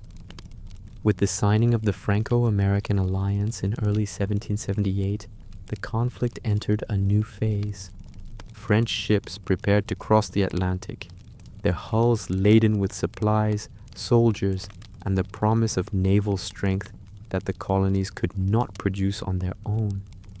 Imagine the sound of preparations in French ports, carpenters tapping nails into wooden planks, sailors coiling ropes along the docks, officers reviewing charts that displayed the shifting currents of the Atlantic. The scent of salt, pitch, and freshly cut timber filled the air. For British commanders, the alliance altered everything. The war was no longer a contained rebellion. It had become part of a broader geopolitical struggle. British ships now had to guard not only American waters, but also Caribbean islands, European coasts, and trade routes stretching across multiple oceans. The empire felt suddenly stretched, like fabric pulled taut across a surface much wider than expected. Meanwhile, the American coastline grew more complex. British and French naval vessels patrolled these waters, sometimes passing one another at distances measured in miles, each crew aware that a single misstep could draw them into battle. The sea itself became a shifting battlefield. You can imagine the creak of ships riding low swells, lanterns swaying gently in the night, and the scent of brine carried across decks where sailors kept watch under star-filled skies. As naval forces expanded, privateers, privately owned ships authorized to capture enemy vessels, also played a growing role. American privateers sailed from New England ports, their hulls smooth from recent repairs, their crews eager for opportunity. These ships moved swiftly, cutting through the ocean with narrow bows designed for speed. When they encountered British merchant vessels, the engagements were brief. A warning shot, a shouted command, the thud of grappling hooks, and the hurried movement of sailors taking control of the captured ship. The spoils, timber, sugar, textiles, or weapons were brought back to colonial ports, where the scent of seaweed mixed with that of warm tar as goods were unloaded. In the Caribbean, the war took on its own rhythm.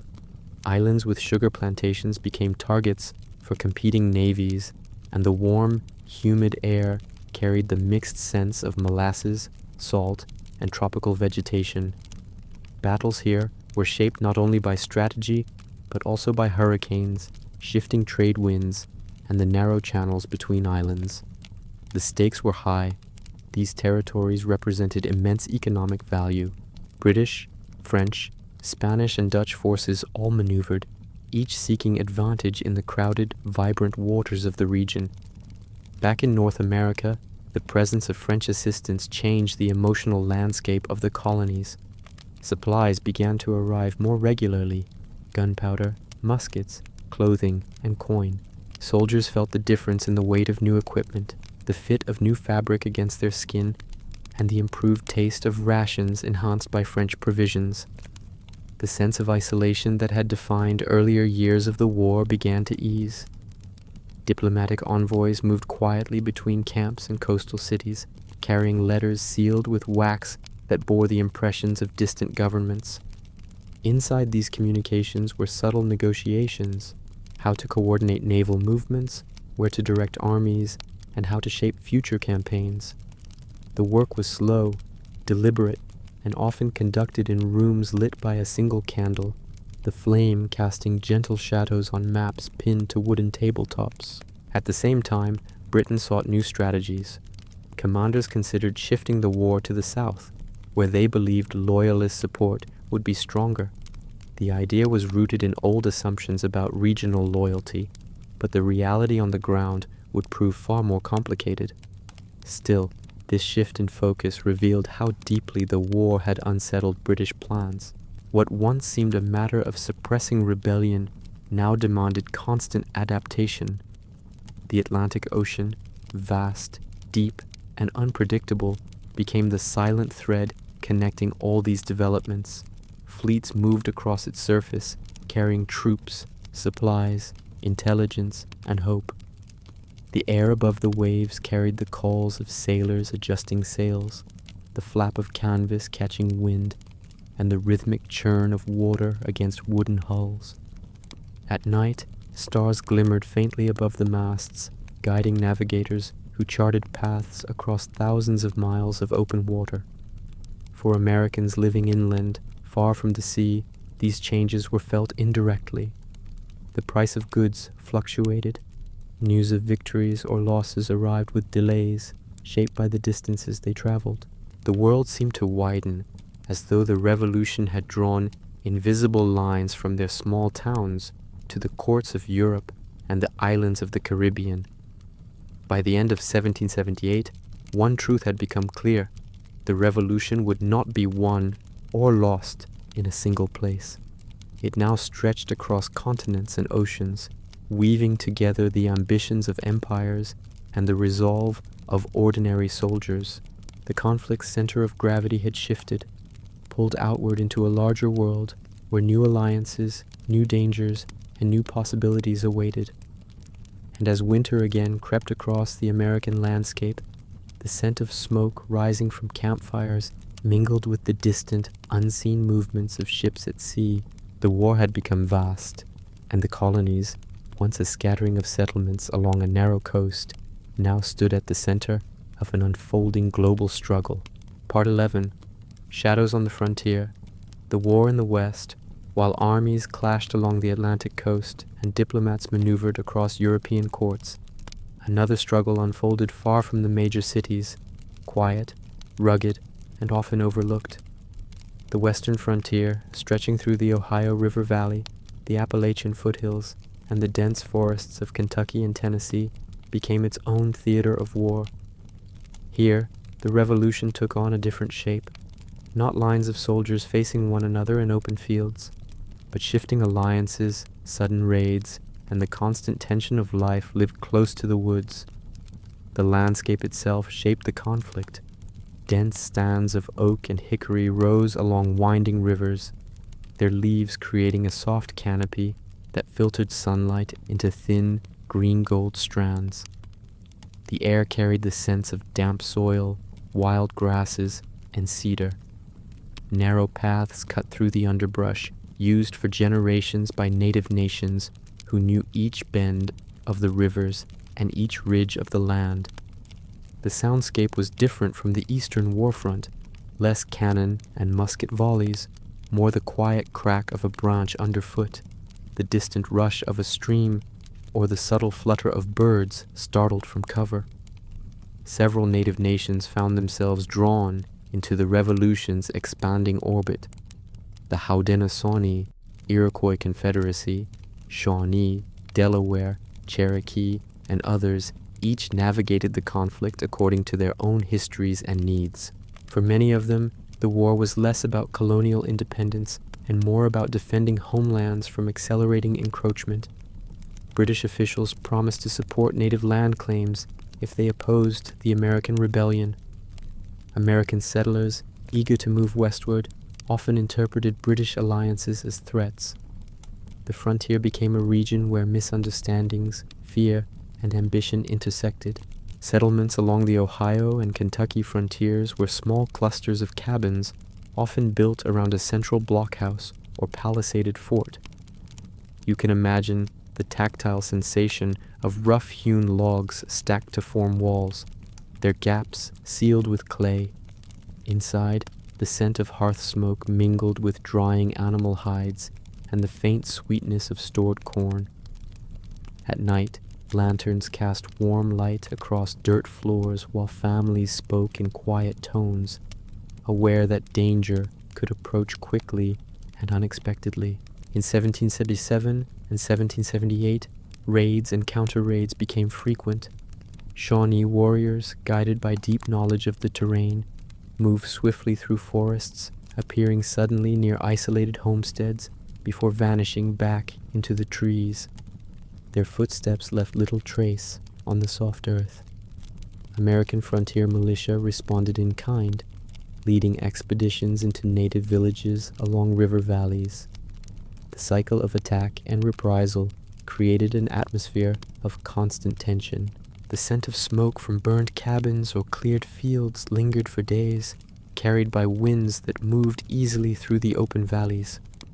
The war in the West was marked by moments of stark brutality. At times, entire communities were uprooted, forcing families to flee with only what they could carry. Rivers that had once served as peaceful trade routes became avenues of conflict. Canoes glided silently through morning mist, their paddles cutting smooth arcs through the water. The Ohio River, wide and slow-moving, reflected the sky in pale silver hues, even as its banks bore the scars of repeated clashes. American leaders sought to stabilize the region by launching coordinated campaigns. One of the most notable was led by George Rogers Clark, who gathered a small contingent of frontiersmen and moved westward along the waterways of Kentucky and Illinois country. They traveled light, carrying minimal supplies and relying on quiet, steady endurance. The forest pressed closely around them, their branches forming a dense lattice of shadow and filtered light. Clark's objective was to capture British-held posts such as Kaskaskia and Vincennes, cutting off the influence Britain held among native nations and securing American claims to the region. The march to Vincennes in early 1779 became legendary for its hardship. Heavy rains flooded the lowlands. Men waded through cold water that reached their waists, pushing forward for days without dry ground. The air was heavy with the scents of wet leaves and river mud.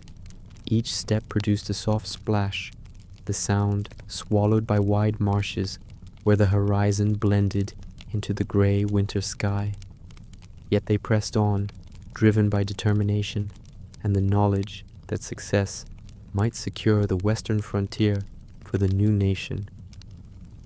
When Clark's forces finally reached Vincennes, their unexpected appearance caught the British garrison off guard.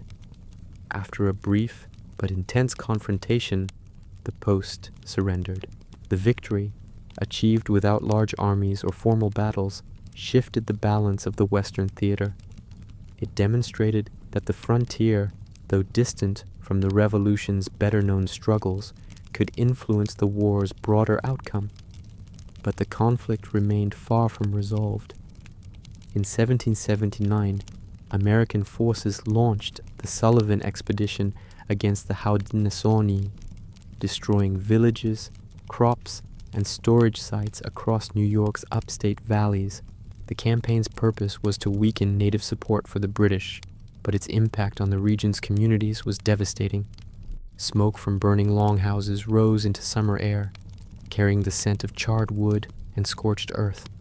Families were displaced, food stores ruined, and fields left barren. The consequences echoed long after the flames faded. Throughout the frontier, the war's shifting alliances created uncertainty for native nations. Some sided with the British, believing London would offer protection against American expansion. Others attempted neutrality, only to find themselves pressured or attacked by one side or the other. The revolution forced many native communities into decisions shaped not by ideology, but by survival. The forests, rivers, and hunting grounds that had sustained them for generations became contested spaces filled with soldiers and settlers alike. For American settlers, the war in the West was a test of resilience. Nights were filled with the sounds of the wilderness, the rustle of animals moving through the underbrush, the distant call of owls, and the sharp crack of branches that might signal danger. Families gathered in small forts during the most uncertain periods, their fires casting flickering light against thick wooden walls. The smell of cooked cornmeal and smoke lingered inside, mixing with the earthy scent of damp clothing hung to dry. These communities lived at the edge of conflict, their lives marked by vigilance and caution. By 1780, the western frontier remained contested, shaped by cycles of violence and uneasy truces. Yet its significance was unmistakable. Control of this vast region would influence future settlement, economic development, and the political boundaries of the young nation. The revolution in the East involved armies maneuvering across open fields. The revolution in the West involved deep forests, hidden trails, and alliances woven through generations of cultural memory. As the war gradually shifted southward, the frontier held its breath. The sounds of conflict faded slightly, replaced once more by the steady chorus of rivers and wind moving through the trees. But the land carried the marks of every struggle: the disturbed soil, the empty villages, the wooden forts weathered by rain and sun. The revolution had reached even the quietest corners of the continent, leaving behind layers of memory etched into forests and riverbanks. And as dusk settled over the wide expanse of the west, the sky dimmed into muted blues and grays, reflecting the uncertain future of the region.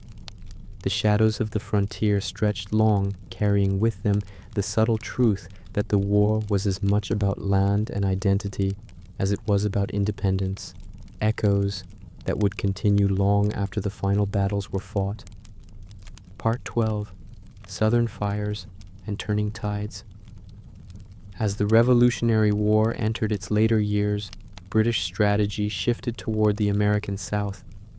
Commanders in London believed the region contained stronger loyalist sentiment and economic resources that could be leveraged to regain control of the colonies. They hoped that by securing Georgia and the Carolinas, they could isolate New England and slowly constrict the rebellion. Yet what unfolded in the South was a complex, unpredictable struggle marked by rapid maneuvers, fierce local conflicts, and landscapes that shaped every step of the fighting. The southern countryside held a different texture from the northern battlefields. Broad rivers wound through dense swamps, filled with cypress and Spanish moss. Farmlands stretched across rolling hills where fields of tobacco and indigo grew in neat rows. The scent of warm earth mixed with that of pine, especially in the heat of the afternoon when the air shimmered slightly above the ground. Plantations dotted the riversides, their houses and outbuildings connected by long tree-lined drives where carriages once rolled quietly. Into this world of humid winds and tangled forests came armies intent on shaping the direction of the war. In late 1778, British forces captured Savannah, establishing a firm foothold in Georgia. The city's streets, shaded by live oaks, filled with the steady movement of soldiers. Their boots pressed into sandy soil, leaving faint tracks that were quickly softened by coastal breezes. British banners hung from public buildings, their colors bright against the subdued tones of the southern winter. Loyalists gathered, hopeful that the arrival of royal authority might restore order. But the calm proved temporary. The countryside beyond Savannah remained unpredictable, filled with patriot militias, enslaved people seeking freedom, and native nations with shifting allegiances. The fall of Charleston in 1780 marked a major British success. The harbor filled with naval vessels, whose masts rose like a dense forest against the sky. Inside the city, the scent of salt water mingled with that of brick warmed by the sun. British troops marched through the streets in tight formations, their movements echoing off tall buildings. It was a significant loss for the Continental cause, one that sent ripples of uncertainty northward. Yet even as Charleston fell, the broader Southern strategy began to encounter resistance that Britain had not fully anticipated. Outside the cities, the war took on the shape of a civil conflict. Loyalists and patriots lived side by side in rural areas, their allegiances dividing communities and families. Skirmishes broke out along river crossings, in open fields, and inside dense forests where the smell of damp leaves clung to clothing long after a fight ended. The war in the South was less orderly than traditional battles. It involved ambushes, raids, and sudden bursts of violence that shifted the balance of control from week to week. Patriot militias, often lightly equipped and locally organized, adapted quickly to the terrain. Leaders like Thomas Sumter, Francis Marion, and Andrew Pickens used unconventional tactics, moving swiftly through swamps, striking isolated British detachments, and disappearing into the thickets before counterattacks could form. Their horses splashed through shallow marshes, disturbing flocks of birds that rose in sudden clouds. The air carried the sounds of insects, wind, and distant musket shots that echoed briefly before fading into the rustling of leaves. Francis Marion, known as the Swamp Fox, exemplified this style of warfare. His men navigated waterways hidden by reeds, their boats gliding quietly across still water that reflected the gray-green canopy above. Camps were tucked into remote clearings where fires were kept low to avoid detection. The smell of smoke mixed faintly with the scent of wet earth. Marion's small, mobile force frustrated larger British detachments by striking unexpectedly and refusing to engage in prolonged battles. His tactics demonstrated how geography could become a shield for those who knew it well. In contrast, the British struggled with the region's climate and vastness. Heat pressed down on soldiers in heavy wool uniforms, and humidity clung to their skin even in the early morning. Supply lines stretched thin across unfamiliar territory. Horses tired quickly on sandy roads, their hooves kicking up dust that settled on weapons, uniforms, and faces. The deep swamps and dense forests hid dangers that could not be easily scouted. A campaign that had seemed straightforward in strategic planning became tangled in the realities of southern terrain. The arrival of General Nathaniel Greene in late 1780 added new direction to the American effort. Greene's strategy emphasized mobility, resilience, and the ability to recover quickly from setbacks. Rather than concentrate forces in a single place, he spread them across the region, forcing the British to chase multiple threats at once. His army moved with deliberate speed, crossing rivers whose surfaces flashed bright silver in the morning sun. The sound of their footsteps blended with the low hum of southern wind moving through tall grass. Greene's partnership with militia leaders created a dynamic network of patriot resistance. At battles like Cowpens, American forces coordinated with precision, using terrain and timing to their advantage. Cowpens unfolded on a frosty January morning, the cold air carrying the sharp scent of pine. Colonial troops stood in orderly lines, their breaths rising as faint white puffs. Their volleys were timed carefully, echoing across the open ground in clear succession. The British advance faltered under the accuracy and resolve of the American defense. The victory gave new momentum to the Patriot cause. The Battle of Guilford Courthouse in March 1781 showed both the strengths and the heavy costs of Greene's approach. Fought under a canopy of early spring branches, the battlefield filled with smoke as volleys traded across growing distances. The underbrush shifted in waves as soldiers maneuvered, their boots sinking slightly into soft, leaf-covered soil. Although the British technically won the field, their losses were substantial. The victory weakened them further, creating a slow tilt in the war's direction. Across the South, enslaved people navigated the conflict with difficult strategies of survival. Some sought freedom by joining British lines, drawn by promises of emancipation. Others escaped into forests or found refuge with Patriot units, hoping the upheaval of war might offer a chance for new lives. The scent of campfires, the rustle of night movement, and the whispered exchanges across plantation boundaries all reflected the complex, human stories interwoven into the larger conflict. By 1781, the British position in the South had grown precarious. What began as a confident campaign now felt stretched and uncertain. Loyalist support proved less stable than expected. Supplies arrived inconsistently. Patriot forces, increasingly coordinated and familiar with the terrain, created constant pressure. As summer approached, the British commander Lord Cornwallis shifted northward, moving toward Virginia in search of a more advantageous position. The Southern campaign had not unfolded the way Britain imagined. The fire they hoped would extinguish the rebellion had instead illuminated fractures within their own strategy. The humid winds, deep forests, and fierce local resistance had reshaped the war's direction, turning the South into a proving ground where endurance, adaptability, and local knowledge determined success more than sheer numbers.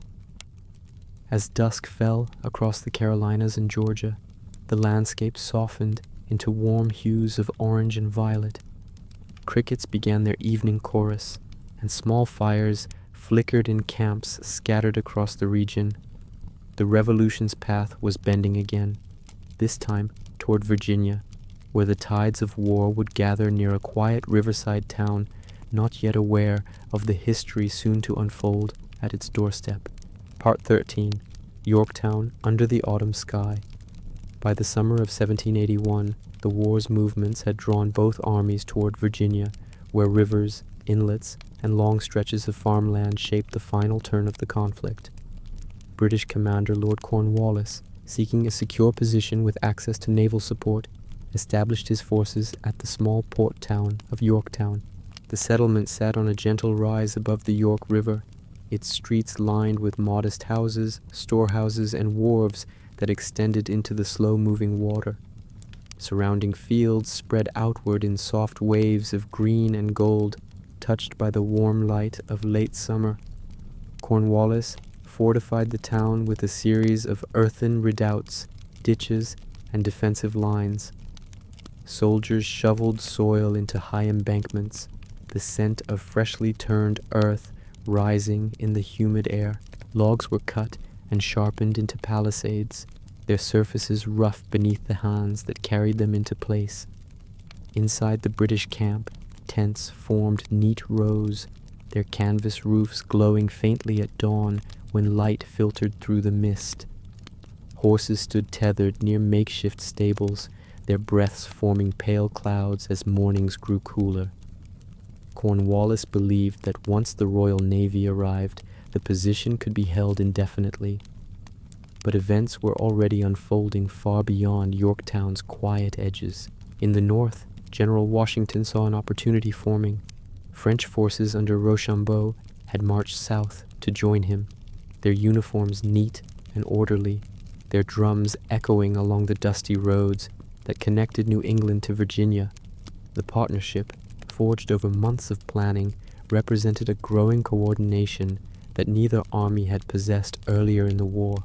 Meanwhile, the French fleet commanded by Admiral de Grasse prepared to sail north from the Caribbean, carrying the weight of France's naval power into the heart of the conflict.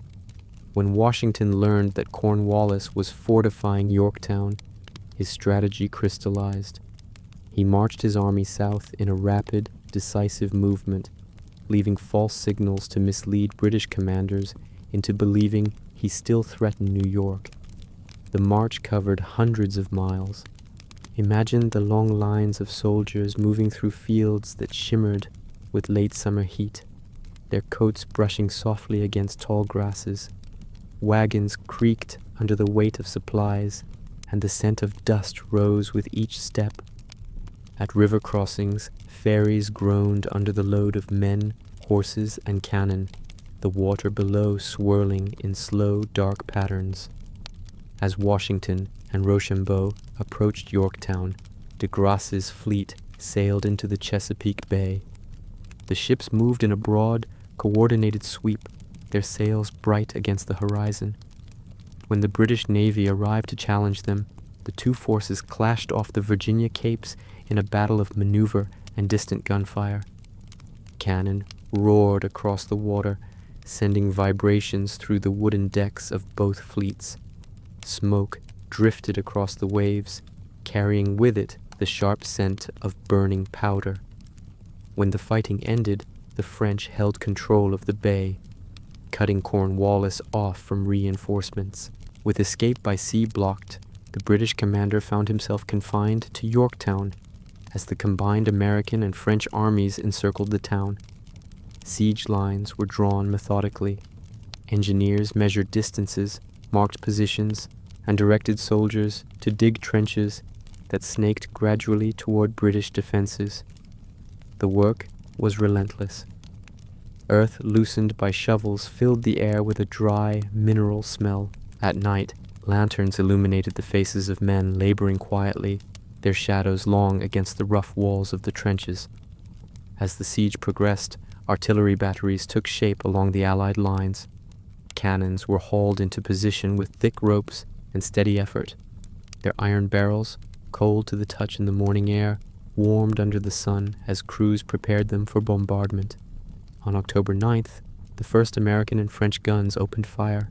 The thunder of cannon echoed across the riverbank and rolled through the nearby hills. British defenses shook under the impact, and smoke rose in drifting columns that blurred the outlines of Yorktown's buildings. Inside the besieged town, the atmosphere grew tense. Soldiers and civilians sought shelter wherever they could. The air carried the constant rumble of artillery, sometimes distant, sometimes frighteningly close. Dust filled the streets, settling on window panes and wooden doors. Tents near the river fluttered nervously with each concussion. Cornwallis recognized the severity of the situation, yet options dwindled with each passing day. For the Allied armies, the siege became a daily rhythm. The dull thud of cannonballs striking earthworks mixed with the sharper cracks of musket fire. The scent of gunpowder lingered heavily in the trenches, mingling with the earthy smell of damp soil.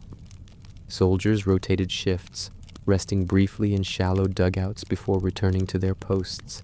At dusk, as the sun cast warm orange tones across the sky, the battlefield entered a strange stillness, broken only by the distant calls of nocturnal birds and the faint scraping of shovels reinforcing positions.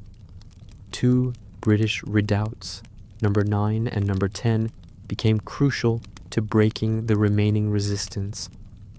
On the night of October 14th, American and French troops launched coordinated assaults to capture them.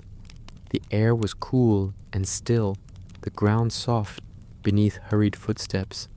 Bayonets glinted faintly in the moonlight. Wooden defenses loomed ahead as soldiers advanced with disciplined silence. When the fighting erupted, it was sudden and intense. Muskets fired at close range, shouted commands rose sharply, and the smell of freshly splintered wood filled the air. Within a short time, both redoubts fell. The siege lines closed even tighter. By October 17th, Cornwallis knew further resistance was futile. White flags appeared along the British works, fluttering gently in the breeze that moved through the shattered earthworks. Negotiations followed, carried out in low, steady tones beneath a pale autumn sky. The final terms were agreed upon 2 days later. On October 19th, British troops marched out of Yorktown and laid down their arms. The ceremony was somber rather than triumphant. American and French soldiers stood in long ranks, their uniforms brushed clean for the occasion. The British column moved between them, boots pressing soft impressions into the dusty road. The air carried a coolness that hinted at the coming winter. Flags shifted slightly in the breeze. There was no cheering, only the quiet acknowledgement that a major chapter of the war had reached its end. Washington observed without outward celebration. He understood the magnitude of the moment, yet also knew the war was not formally over. Still, the victory at Yorktown altered the course of history. News traveled slowly north and across the ocean, its significance growing with each retelling. In farmhouses, taverns, and coastal towns, people spoke of the surrender with a mix of relief and wonder. As evening settled over the York River, the sky deepened into shades of blue and violet. Smoke from campfires drifted gently upward, carrying with it the faint scent of wood and ash. Soldiers of the Allied armies rested at last, some leaning against stacked arms, others gazing quietly across the fields where the final siege had unfolded. The stillness held a sense of closure, though it was not yet the war's end. But it was a turning point, a soft but decisive shift toward peace.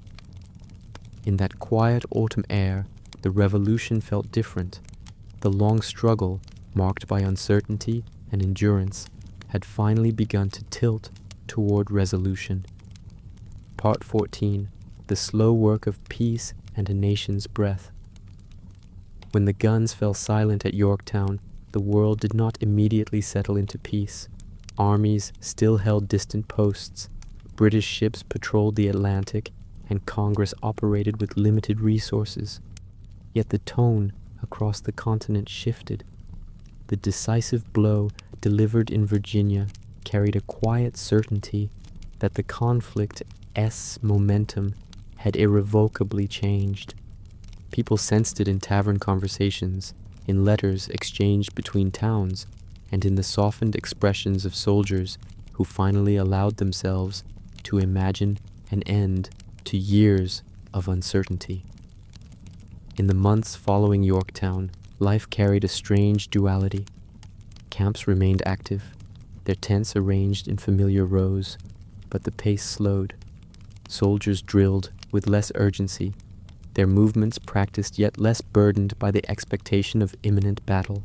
The scent of wood smoke drifted lazily from cooking fires, mixing with the cool air of approaching winter. Officers gathered in makeshift headquarters, their discussions quieter than before, focused now on logistics, negotiations, and the uncertain timeline of political settlement rather than tactical maps dotted with red and blue lines. Across the Atlantic, news of the surrender reached Britain gradually, carried by ships whose hulls shivered under autumn winds. When the information arrived in London, it caused a deep tremor in political circles. Ministers debated in dim rooms where the scent of ink and wax mingled with damp air off the Thames. Some argued for continuing the war, believing the empire's strength could still reassert control. Others recognized the shifting tide and spoke cautiously of negotiation. The parliamentary debates reflected this divide, measured tones, interwoven with moments of sharp disagreement. But the truth hung heavily. The cost of prolonging the conflict no longer matched the hope of regaining the colonies. Diplomats were soon dispatched, and conversations began that would eventually form the Treaty of Paris. The negotiations unfolded slowly in Europe, in rooms where high windows let in pale winter light. At heavy wooden tables spread with documents, American envoys John Adams, John Jay, and Benjamin Franklin worked deliberately. They examined maps whose edges curled slightly with age, their fingertips gliding along faint lines that marked rivers, boundaries, and coastlines. The air carried a faint scent of parchment and burning oil from lamps kept lit through extended discussions. Each clause debated, each proposed word moved the colonies one step closer toward recognition as an independent nation. Back in America, communities lived in a mix of anticipation and lingering hardship, Farms neglected during years of conflict needed tending. Roads, worn by soldiers' boots and wagon wheels, required repair. Families reunited slowly as men returned from various fronts. The emotional texture of these moments was delicate, joy touched by exhaustion, reunions brightened by the memory of years spent apart. Many sat quietly at tables in the evenings, the warm glow of candles softening the lines of their faces, sharing stories in low tones, while the sound of wind pressed gently against shutters. The fate of loyalists became one of the most complex parts of the post-war landscape. Thousands who had supported the crown now faced uncertain futures. Some moved north to Canada, traveling along rough roads where wagon wheels left deep impressions in soft earth. Others sought to remain, hoping communities might forgive old divisions. Houses once marked by conflict now stood silent under the dim light of winter mornings. People debated rights, land, and allegiance in town meetings, where the subtle scent of ink and wooden benches formed a familiar backdrop. The revolution had reshaped political identity, but healing social rifts would take much longer. For enslaved people, the end of the war offered both hope and profound ambiguity. Some had fled to British lines during the conflict, drawn by promises of freedom. Others had served with patriot forces, hoping independence would extend to them as well. As peace approached, many faced the difficult reality that the new nation had not yet resolved the question of slavery. Plantation fields in the South continued their quiet rhythm under the sun, the scent of indigo and tobacco drifting across humid air. Independence had opened a door, but it did not immediately change the conditions of those held in bondage. Their struggle, too, would become part of the unfolding American story. Amid these transitions, soldiers awaited formal discharges. Some visited towns where cheers greeted them warmly. Others returned to farms or trades, their hands reacquainted with tools instead of muskets. Their uniforms, worn and faded, carried the scent of long marches and campfires. In the evenings, the glow of hearths replaced the flicker of camp nights. They stepped back into daily life with quiet dignity, their memories imprinted with landscapes of battlefields, river crossings, winter encampments, and the soft rustle of tents under starlit skies. The Treaty of Paris, signed in 1783, finally formalized what the war had already begun to shape. Britain recognized the independence of the United States and ceded lands stretching to the Mississippi River. When news reached America, bells rang in some towns, while in others, the announcement was greeted with thoughtful silence. People had grown accustomed to uncertainty. Peace required its own kind of adjustment. In Congress, delegates read the treaty aloud in rooms where chairs creaked softly across worn wooden floors. The voices that carried the words felt steady, almost reverent. Yet independence was only the beginning. The nation now had to govern itself without the structure of imperial oversight. The Articles of Confederation, drafted during the war, revealed both possibilities and limitations. Congress could negotiate treaties and borrow money, but it lacked reliable means to collect revenue or enforce decisions. State governments held significant power, creating a political landscape that felt loose, experimental, and unpredictable. In taverns and public squares, conversations shifted from military matters to questions of representation, taxation, and authority. Along rural roads, where the scent of pine and fresh-turned soil lingered, travelers moved between towns discussing the future. In coastal cities, merchants reopened trade routes, their ships once again carrying goods to and from distant ports. The sound of sails unfurling returned to harbors that had known years of uncertainty. Workshops hummed with activity as blacksmiths hammered iron, their sparks rising in brief arcs before fading into the dim air. Life resumed, shaped by the quiet confidence that a new nation had taken its first breath.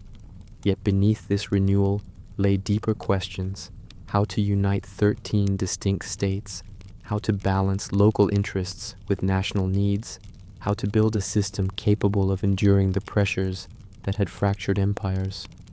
These questions would not be resolved quickly, but for the moment the land exhaled. The war had ended.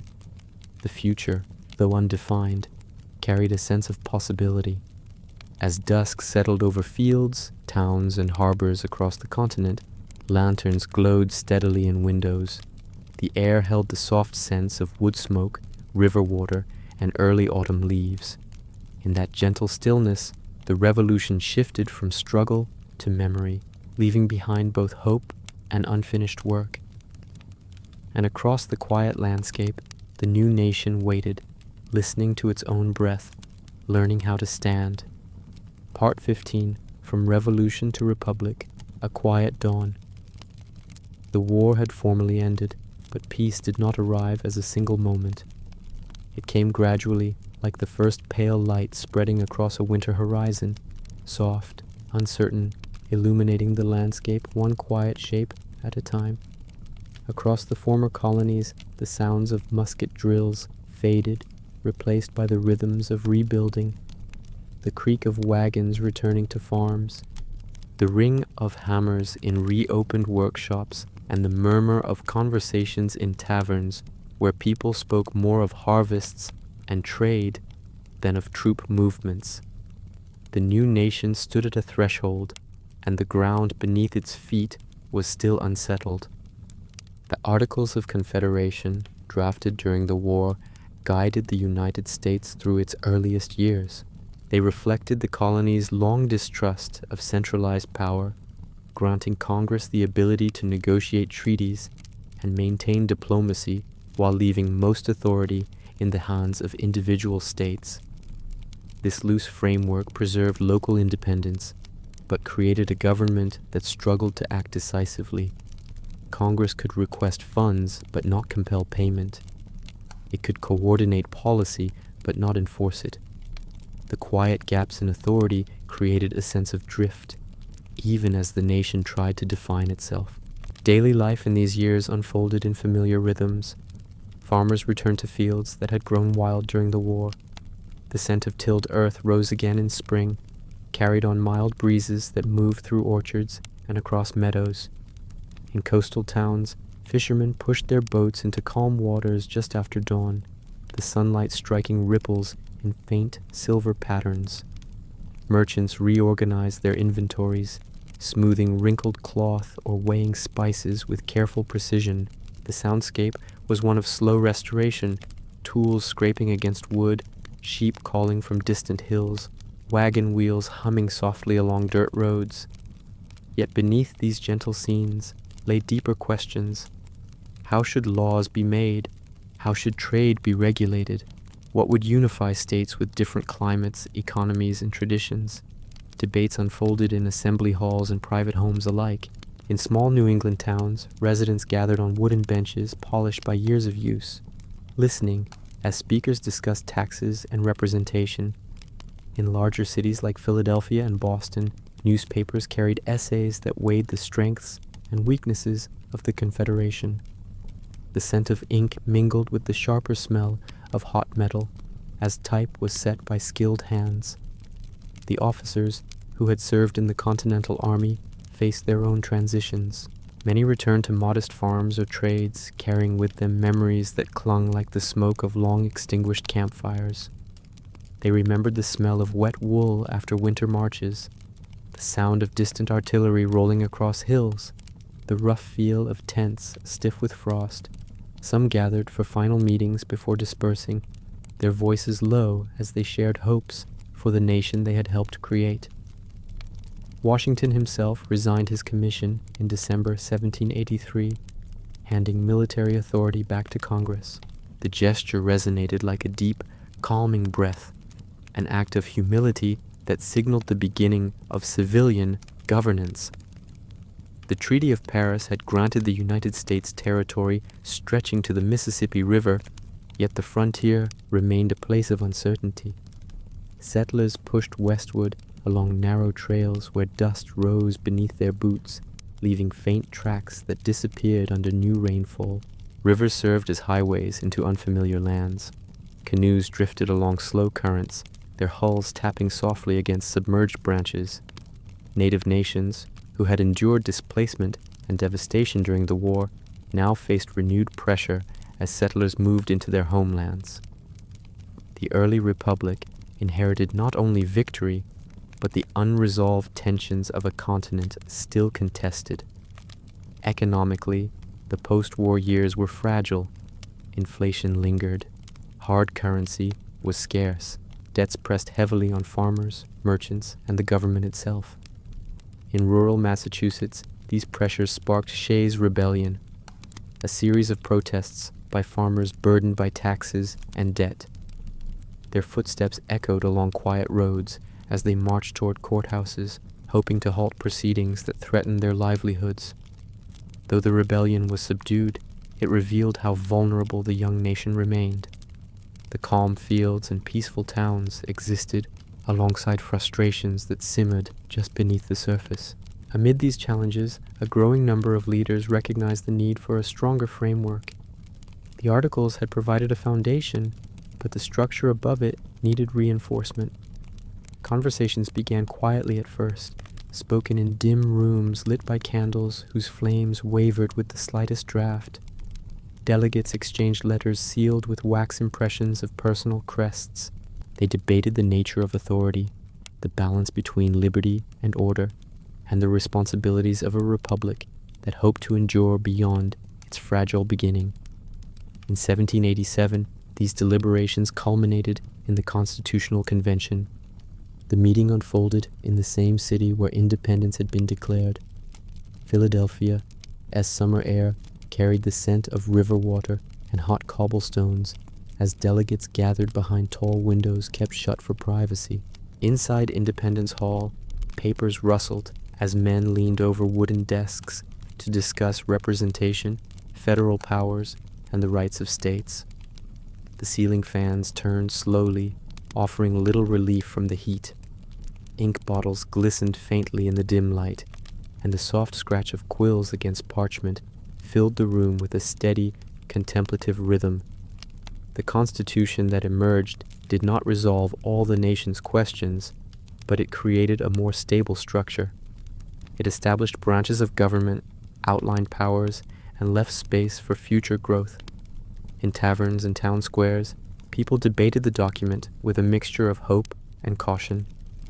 Ratification proceeded state by state, each decision carried by voices raised in packed meeting halls where the scent of pine benches and burning candles marked the long evenings. By the time the new government was established in 1789, the revolution had transformed from lived experience into shared memory. The soldiers who had once marched through muddy roads now sat at hearths, listening to their children recite early lessons of the Republic. Fields that had lain fallow during the war produced abundant harvests once more. Harbors filled with ships whose sails billowed in warm winds, carrying goods to and from distant ports. Roads that had echoed with the urgency of war now heard the steady, familiar rhythms of everyday life. The new nation remained imperfect, still learning how to balance ideals with reality. Yet the quiet dawn of the Republic held a steady sense of direction. It moved slowly, shaped by compromise, debate, and the collective will to preserve the fragile union that had been won through years of endurance. As evening shadows lengthened across the continent, the scent of wood smoke drifted from chimneys into the cooling air. Lanterns glowed softly in windows, illuminating the calm interiors of homes built on the promise of a different future. The revolution's storms had passed, leaving behind the subtle, patient work of governing, remembering, and rebuilding. And in that stillness beneath a sky deepening into twilight, the new republic took its first quiet steps, guided by hope, shaped by history, and carried forward by the gentle persistence of those who believed a nation could be built from resolve. If you enjoyed drifting through this piece of the past, maybe leave a like, or just let the story carry you to sleep. If you'd like more quiet journeys like this one, you can subscribe, but only if it feels right. The world remembers you.